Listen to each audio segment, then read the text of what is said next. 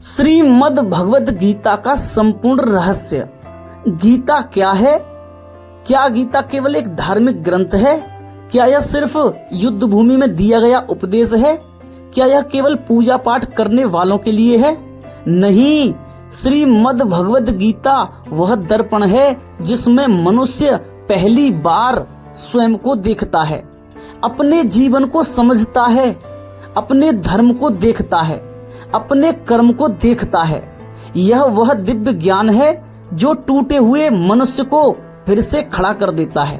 यह वह दिव्य वाणी है जो अज्ञान, भय, मोह, अहंकार को जलाकर आत्मा को जगा देती है।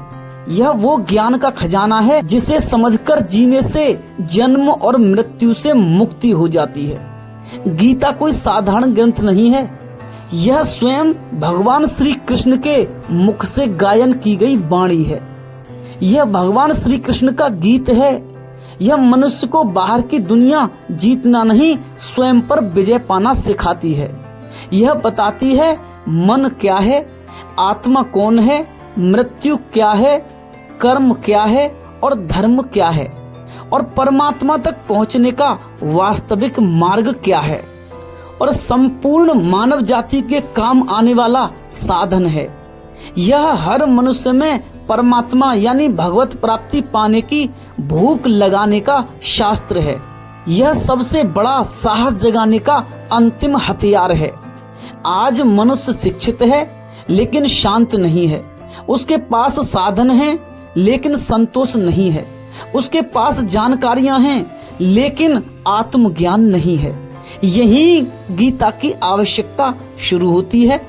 कुरुक्षेत्र केवल एक युद्ध क्षेत्र नहीं था, वह मनुष्य के भीतर चल रहे युद्ध का प्रतीक था।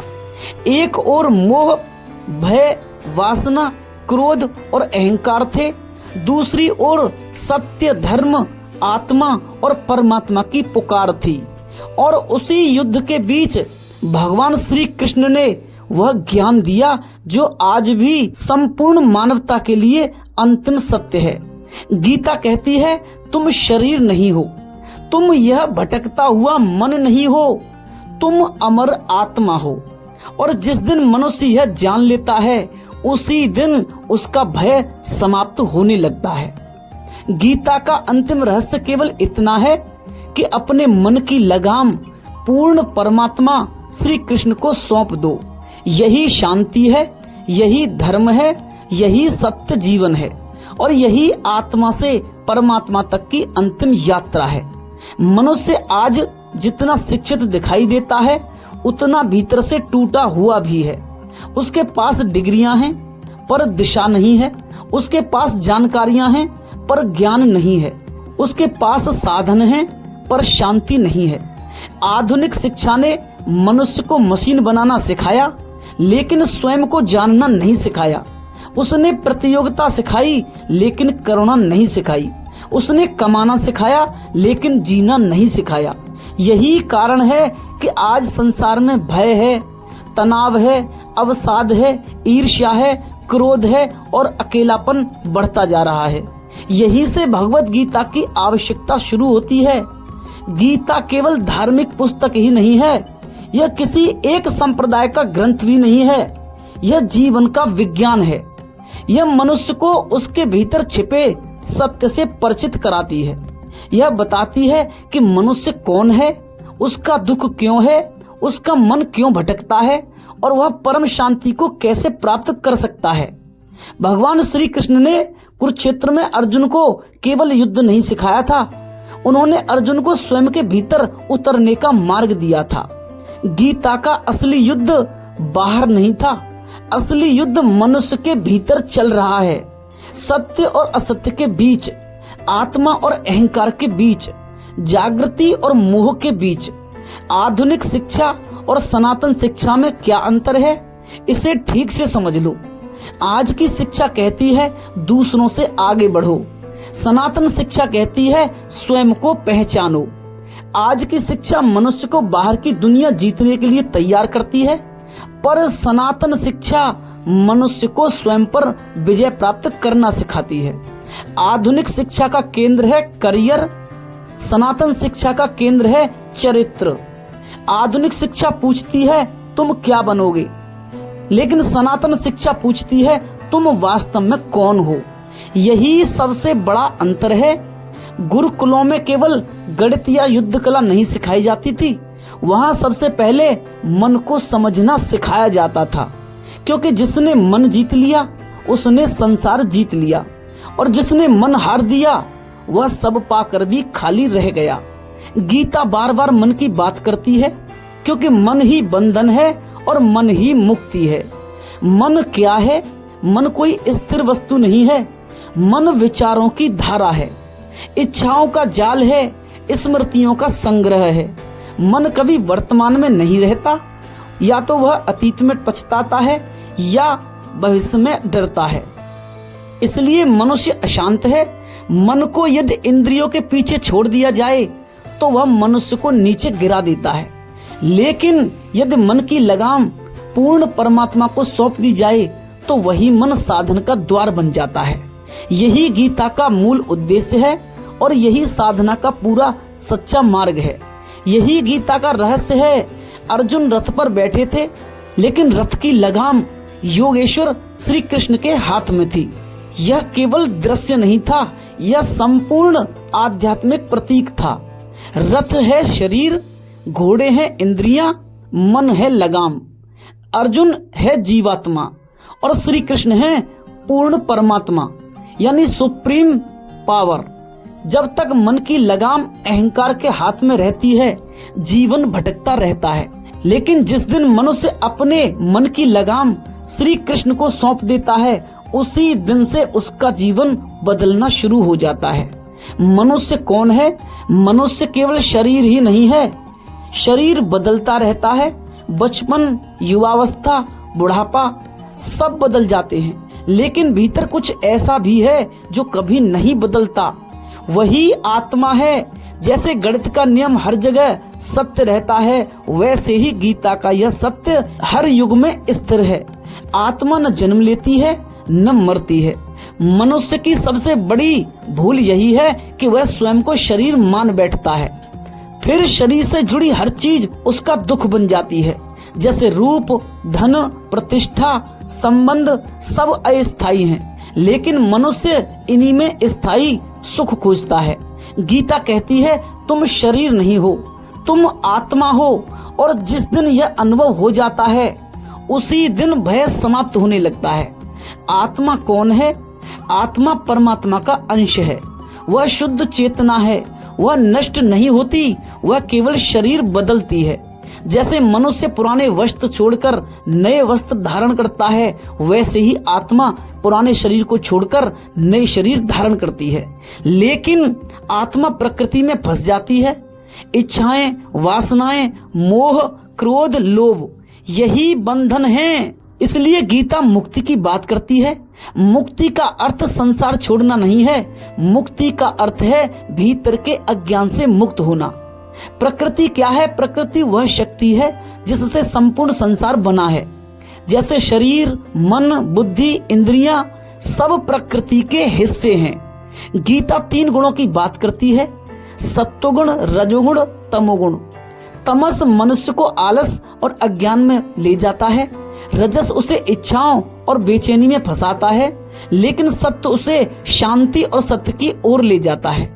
लेकिन गीता केवल सत्व तक नहीं रुकती। गीता कहती है इन तीनों गुणों से ऊपर उठो। यही समत्व है, यही योग है, यही श्री कृष्ण की शिक्षा है और यही योगेश्वर का गीत है। इंद्रियां क्या हैं? इंद्रियां बाहर की ओर भागती हैं। आंख रूप चाहती है, कान शब्द चाहते हैं, जीभ स्वाद चाहती है, त्वचा स्पर्श चाहती है। इंद्रियां कभी तृप्त नहीं होती, इसलिए संसार में भोग बढ़ते हैं लेकिन शांति नहीं बढ़ती। इसलिए मनुष्य का मन इंद्रियों के पीछे चलता है, वह हमेशा दुखी रहेगा। लेकिन जिसने इंद्रियों को साध लिया उसका मन स्थिर हो जाता है। ध्यान का अर्थ यही है, मन को बाहर से हटाकर भीतर लाना।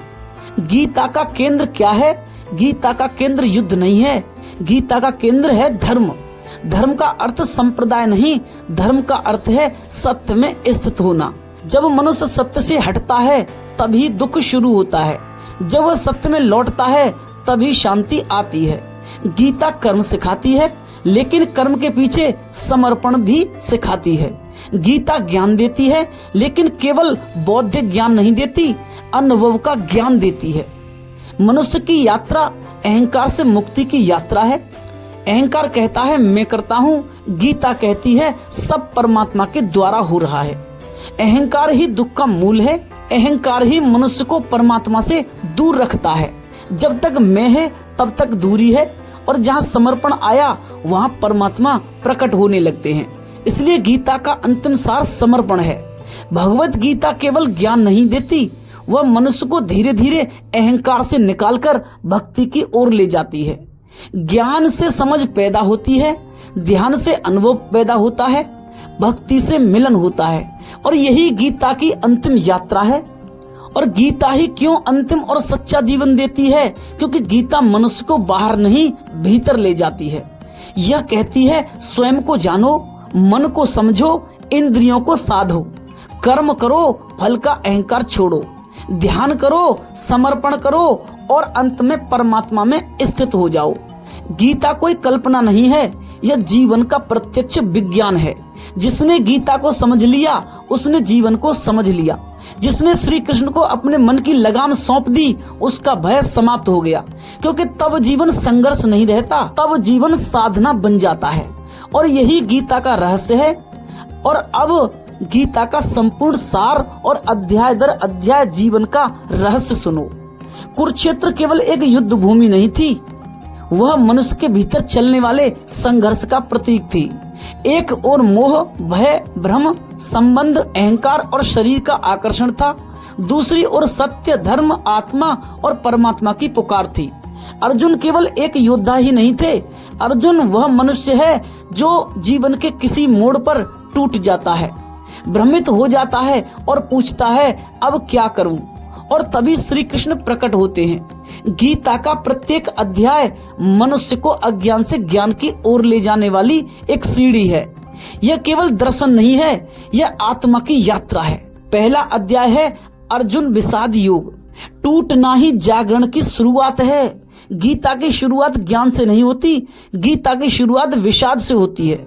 अर्जुन युद्ध भूमि में खड़े हैं, उनके हाथ कांप रहे हैं, मन भ्रमित है, शरीर कमजोर हो गया है, वह अपने ही लोगों को सामने देखकर टूट जाते हैं। यही मनुष्य की अवस्था है।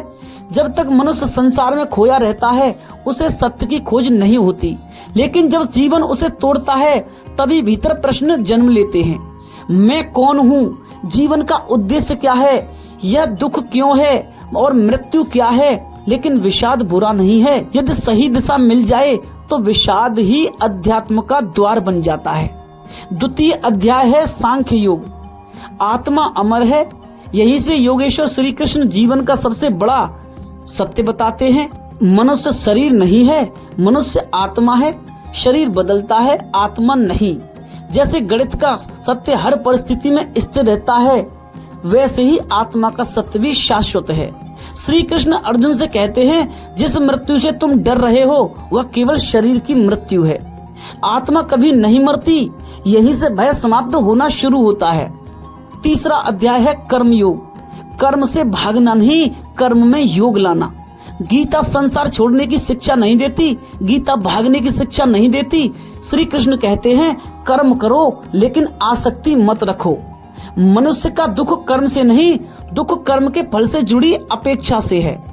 आज मनुष्य काम इसलिए नहीं करता कि वह सत्य है, वह काम इसलिए करता है क्योंकि उसे प्रशंसा चाहिए, सफलता चाहिए, पहचान चाहिए। यहीं से अशांति जन्म लेती है। कर्म योग कहता है कर्म करो, पूर्ण समर्पण से करो, लेकिन फल परमात्मा पर छोड़ दो। यही स्वतंत्रता है। चौथा अध्याय है ज्ञान कर्म संन्यास योग। सच्चा ज्ञान क्या है? ज्ञान किताबों से नहीं आता, ज्ञान अनुभव से आता है। आधुनिक शिक्षा सूचना देती है, गीता चेतना जगाती है। श्री कृष्ण कहते हैं जब जब धर्म कम होता है तब सत्य जगाने के लिए दिव्य चेतना प्रकट होती है। भगवान श्री कृष्ण केवल व्यक्ति ही नहीं हैं, वे परम चेतना को उपलब्ध हुए जगत गुरु हैं। जो पूर्ण परमात्मा के रूप में मौजूद हैं। यह अध्याय बताता है कि सच्चा गुरु वही है जिसने सत्य को अनुभव किया हो। और 5वां अध्याय है कर्म संन्यास योग। त्याग बाहर का नहीं भीतर का होना चाहिए।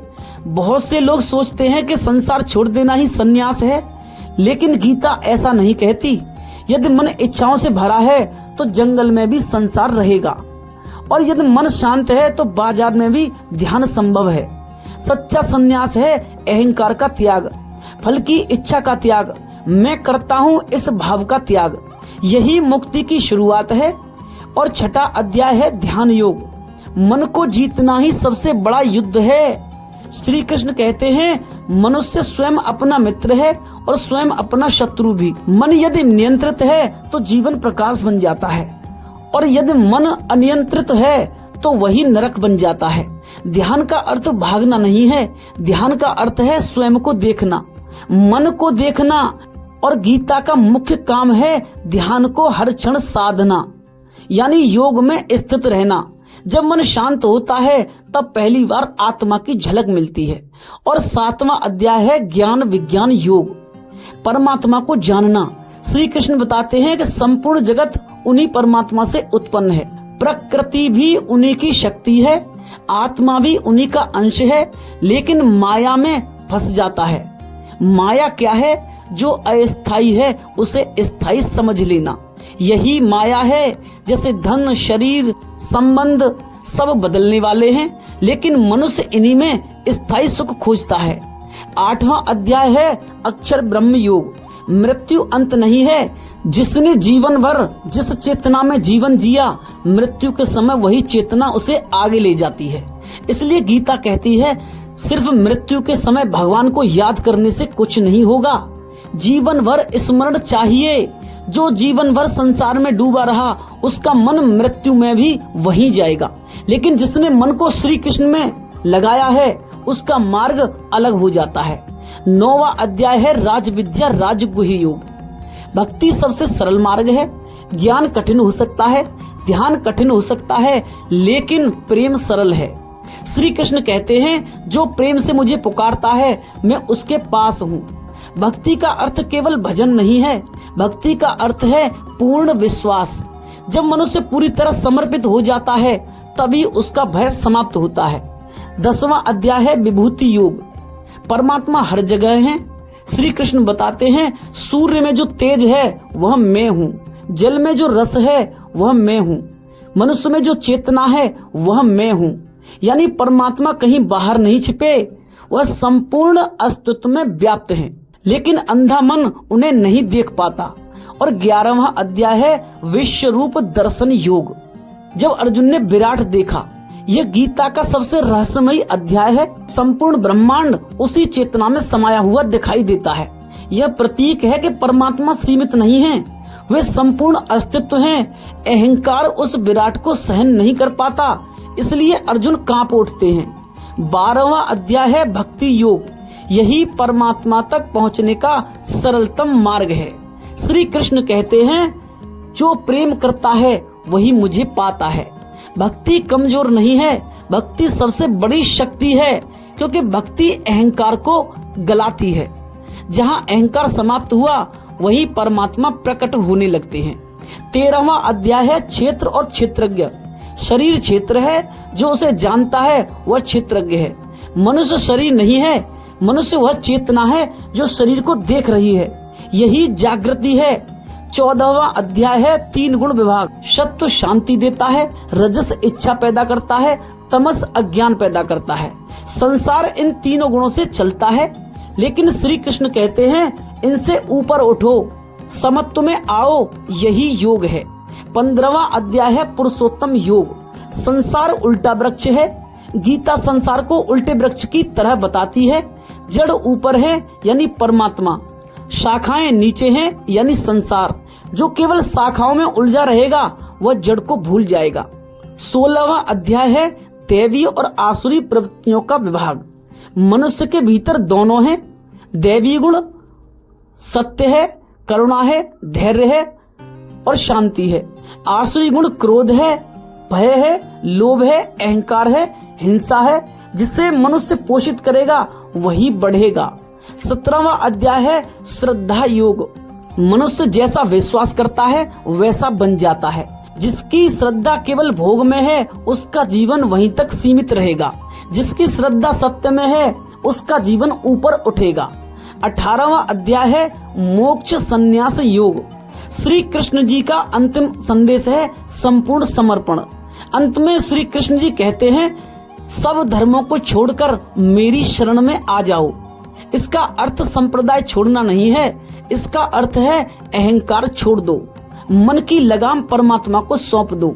यही गीता का अंतिम सार है।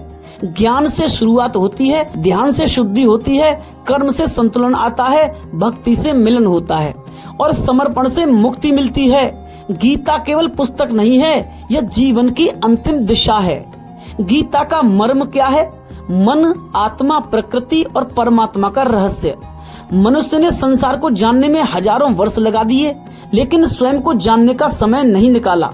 उसने आकाश को मापा, समुद्र को मापा, ग्रहों को खोज लिया, विज्ञान बना लिया, मशीनें बना ली, कृत्रिम बुद्धि बना ली, लेकिन जो सबसे निकट था, अपने भीतर की चेतना, उसे भूल गया। यही विस्मरण दुख है। भगवत गीता इसी विस्मरण को समाप्त करने आई है।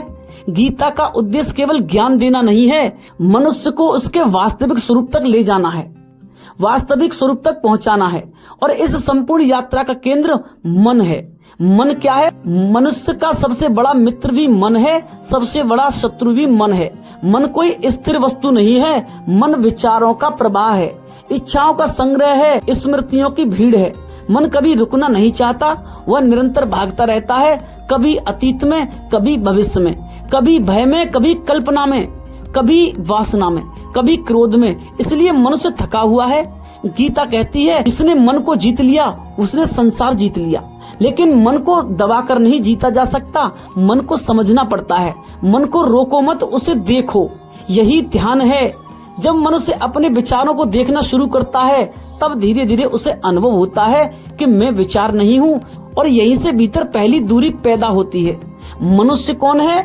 मनुष्य शरीर नहीं है। शरीर मिट्टी से बना है और मिट्टी में मिल जाएगा। शरीर बदलता है, हर 7 वर्ष में शरीर की कोशिकाएं बदल जाती हैं। बचपन का शरीर अलग था, युवावस्था का अलग था, वृद्धा अवस्था का अलग होगा, लेकिन भीतर जो मैं का अनुभव है वह नहीं बदलता। यही आत्मा है। आत्मा शुद्ध चेतना है, वह देखने वाली सत्ता है। शरीर बदलता है, मन बदलता है, विचार बदलते हैं, भावनाएं बदलती हैं, लेकिन देखने वाला नहीं बदलता। यही गीता का केंद्र है। आत्मा क्या है? आत्मा कोई कल्पना नहीं है, आत्मा अनुभव है। जब मन शांत होता है तब पहली बार मनुष्य स्वयं को शरीर से अलग अनुभव करता है। इसलिए ध्यान आवश्यक है। आज आधुनिक शिक्षा ने मनुष्य को बाहर देखने की आदत दी है। सनातन शिक्षा भीतर देखने की कला सिखाती थी। गुरुकुलों में पहले ध्यान सिखाया जाता था, क्योंकि बिना ध्यान के मनुष्य स्वयं को कभी नहीं जान सकता। आज लोग जानकारी से भरे हुए हैं, लेकिन चेतना से खाली हैं। उनके पास डेटा है, लेकिन दिशा नहीं है। आधुनिक शिक्षा क्यों जरूरी है? आधुनिक शिक्षा का उद्देश्य है नौकरी, स्पर्धा, सफलता, धन, बाजार। लेकिन जीवन केवल इतना ही नहीं है। यदि शिक्षा के बाद भी मनुष्य तनाव में है, भय में है, ईर्ष्या में है, अवसाद में है, तो वह शिक्षा अधूरी है। सनातन शिक्षा का उद्देश्य था चरित्र, आत्मज्ञान, अनुशासन, ध्यान, सत्य, धर्म। आज बच्चे बहुत कुछ जानते हैं, लेकिन स्वयं को नहीं जानते। उन्हें मोबाइल चलाना आता है, लेकिन मन को शांत करना नहीं आता। उन्हें पैसा कमाना आता है, लेकिन दुख से बाहर निकलना नहीं आता। यही कारण है कि संसार प्रगति के बावजूद भीतर से टूट रहा है। गीता कहती है, पहले स्वयं को जानो। प्रकृति परमात्मा की शक्ति है। शरीर, मन, बुद्धि, इंद्रियां सब प्रकृति के भाग हैं। गीता 3 गुणों की बात करती है, तमस, रजस, सत्व। तमस मनुष्य को नीचे गिराता है। आलस्य, अज्ञान, हिंसा, भ्रम, यह तमस है। रजस मनुष्य को बेचैन करता है। इच्छा, महत्वाकांक्षा, प्रतिस्पर्धा, वासना, यह रजस है। सत्व मनुष्य को शांत करता है। सत्य, करुणा, ध्यान, संतुलन, यह सत्व है। लेकिन गीता केवल सत्व तक नहीं रुकती। श्री कृष्ण कहते हैं, इन तीनों से ऊपर उठो, यानी ऐसी चेतना में जाओ जहां मन स्थिर हो जाए। यही समाधि है। यानी अखंड साक्षी भाव। योग में स्थित रहना ही समाधि है। इंद्रियां क्या हैं? इंद्रियां बाहर की ओर भागती हैं। आंखें रूप चाहती है, कान शब्द चाहते हैं, जीभ स्वाद चाहती है, त्वचा स्पर्श चाहती है। इंद्रियां कभी संतुष्ट नहीं होती, इसलिए भोग बढ़ जाते हैं लेकिन शांति नहीं आती। मनुष्य सोचता है बस यह मिल जाए फिर मैं शांत हो जाऊंगा, लेकिन मन कभी नहीं रुकता, क्योंकि मन की प्रकृति ही चाहना है। गीता कहती है जिसने इंद्रियों को साध लिया वही स्थिर हो गया। और भगवान श्री कृष्ण का रहस्य क्या है? भगवान श्री कृष्ण केवल एक ऐतिहासिक पात्र नहीं है, वे परम चेतना का प्रतीक भी हैं। वे जगत गुरु हैं। संसार के आज तक के इतिहास में पूर्ण परमात्मा की खुली घोषणा करने वाले मनुष्यों में पहले मनुष्य हैं। वही सच्चे जगत गुरु हैं। कुरुक्षेत्र में अर्जुन के रथ की लगाम योगेश्वर श्री कृष्ण के हाथों में थी। यह केवल दृश्य नहीं था, यह संपूर्ण अध्यात्म का सार था। रथ है शरीर, घोड़े हैं इंद्रियां, मन है लगाम और अर्जुन है जीवात्मा। श्री कृष्ण है पूर्ण परमात्मा यानी परम चेतना। जब तक मनुष्य की लगाम अहंकार के हाथ में रहती है जीवन भटका रहता है, लेकिन जिस दिन मनुष्य अपनी लगाम परमात्मा को सौंप देता है उसी दिन यात्रा बदल जाती है। यही समर्पण है। अहंकार क्या है? अहंकार कहता है मैं श्रेष्ठ हूँ, मैं करता हूँ, सब मेरे कारण हो रहा है। यही मनुष्य का मूल है।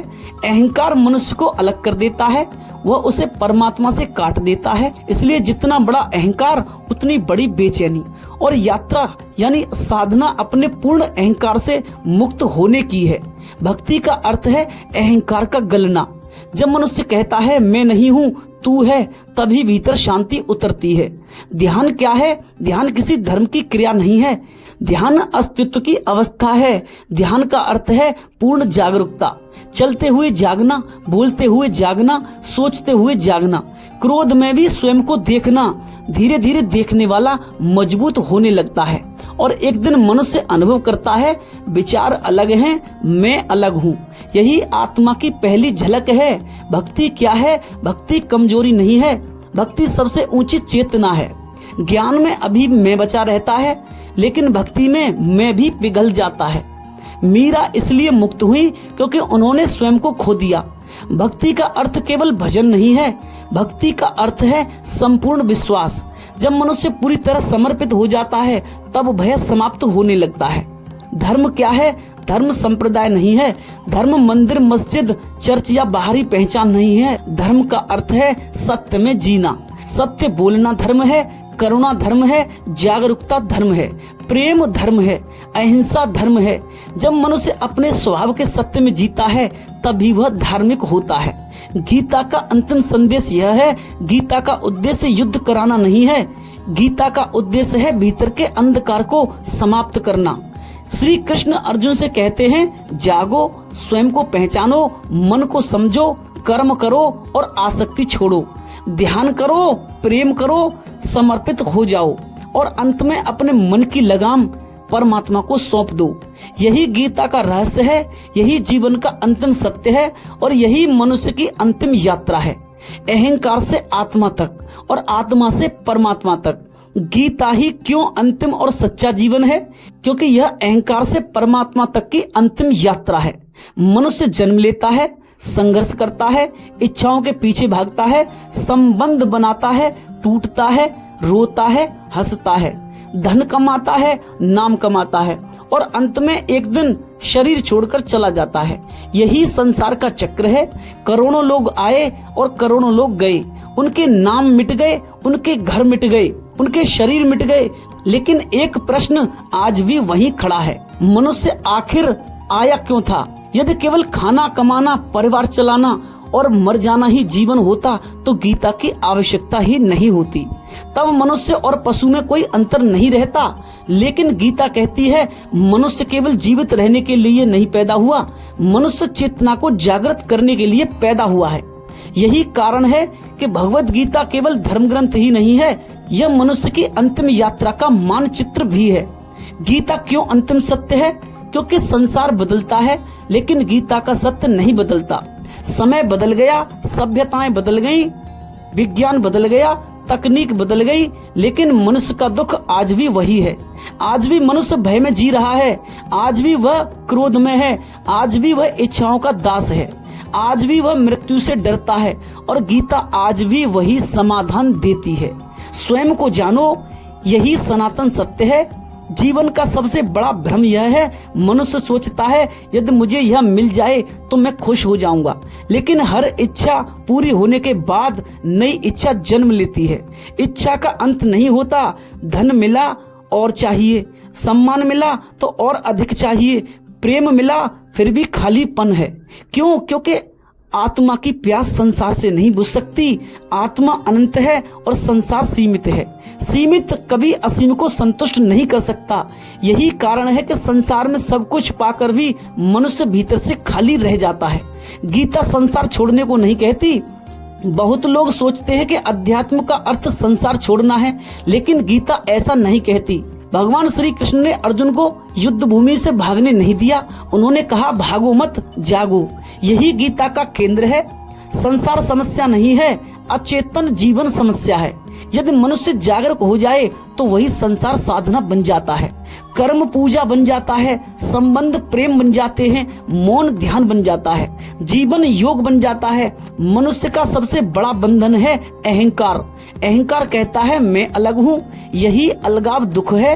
अहंकार हमेशा तुलना करता है, जैसे मैं सबसे बड़ा हूँ, मैं उससे छोटा हूँ, लोग मेरे बारे में क्या सोचते हैं, मुझे सम्मान क्यों नहीं मिला। यही मानसिक अशांति है। अहंकार कभी शांत नहीं होता, क्योंकि अहंकार को निरंतर पुष्टि चाहिए। लेकिन गीता कहती है तुम वह नहीं हो जो लोग तुम्हारे बारे में सोचते हैं। तुम शुद्ध चेतना हो, तुम आत्मा हो। समर्पण क्या है? समर्पण हार नहीं है, समर्पण सबसे बड़ी बुद्धिमत्ता है। जब मनुष्य समझ लेता है कि उसका मन उसे बार बार दुख में ले जा रहा है, तब वह भीतर से पुकारता है अब तू संभाल। यहीं से भक्ति शुरू होती है। कुरुक्षेत्र में अर्जुन ने भी यही किया था। पहले वह तर्क कर रहे थे, भ्रम में थे, लेकिन अंत में उन्होंने कहा मैं आपकी शरण में हूँ। यही क्षण परिवर्तन का था। जब तक मनुष्य स्वयं को ही अंतिम मानता है तब तक वह भटकता रहता है, लेकिन जब वह परमात्मा को स्वीकार करता है तभी भीतर द्वार खुलते हैं। ध्यान क्यों आवश्यक है? आधुनिक मनुष्य बाहर इतना उलझ गया है कि उसने भीतर देखना बंद कर दिया है।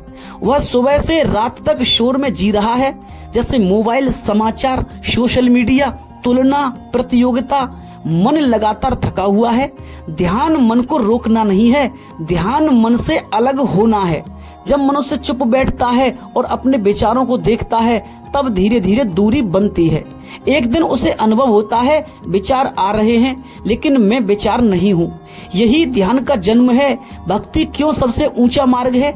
ज्ञान अभी भी बुद्धि में रह सकता है, ध्यान में अभी भी साधक बचा रह सकता है, लेकिन भक्ति में सब मिट जाता है। भक्ति में प्रेम है, और जहाँ प्रेम है वहाँ परमात्मा दूर नहीं रह जाते। मीरा ने भी शास्त्र नहीं पढ़े थे, लेकिन वह श्री कृष्ण में खो गई, इसलिए वह मुक्त हुई। भक्ति का अर्थ केवल गाना नहीं है, भक्ति का अर्थ है हर क्षण परमात्मा को महसूस करना। जैसे चलते हुए, खाते हुए, बोलते हुए, रोते हुए, हंसते हुए। जब जीवन का हर क्षण स्मरण बन जाए, वही सच्ची भक्ति है। गीता का केंद्र है सत्य जीवन। गीता मनुष्य को नकली जीवन से बाहर लाती है। आज अधिकतर लोग अभिनय कर रहे हैं। बाहर मुस्कान है, भीतर दुख है। बाहर सफलता है, भीतर भय है। गीता कहती है सच्चे बनो, जो भीतर हो उसे देखो, जो भीतर है उसे देखो। यदि क्रोध है तो उसे पहचानो, यदि लोभ है तो उसे देखो, यदि वासना है तो उससे भागो मत। जागरूकता ही परिवर्तन है। मृत्यु का रहस्य क्या है? मनुष्य मृत्यु से इसलिए डरता है क्योंकि उसने जीवन को समझा नहीं, और जिसने स्वयं को शरीर मान लिया उसकी मृत्यु निश्चित भय बनेगी।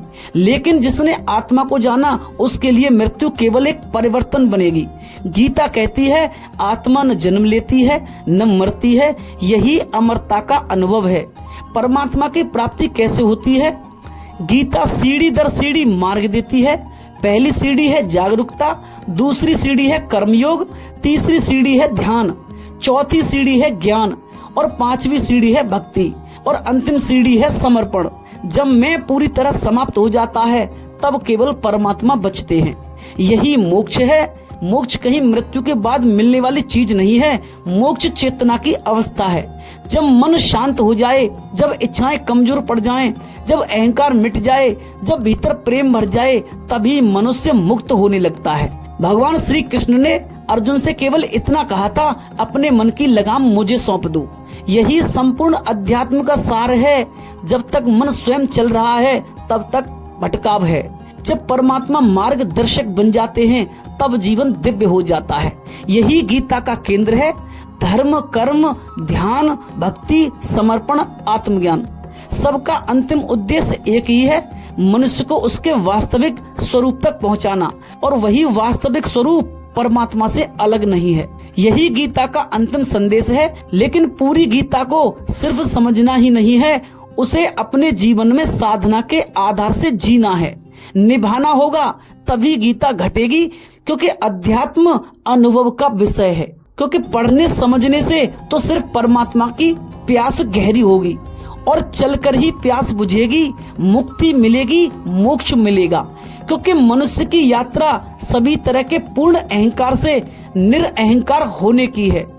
फिर तुम अपने आत्म स्वरूप को उपलब्ध हो जाओगे, फिर आत्मा से परमात्मा तक सहज पहुंच जाओगे, भक्ति से प्रेममय हो जाओगे। यही जीवन की अंतिम यात्रा है और यही गीता का उद्देश्य है।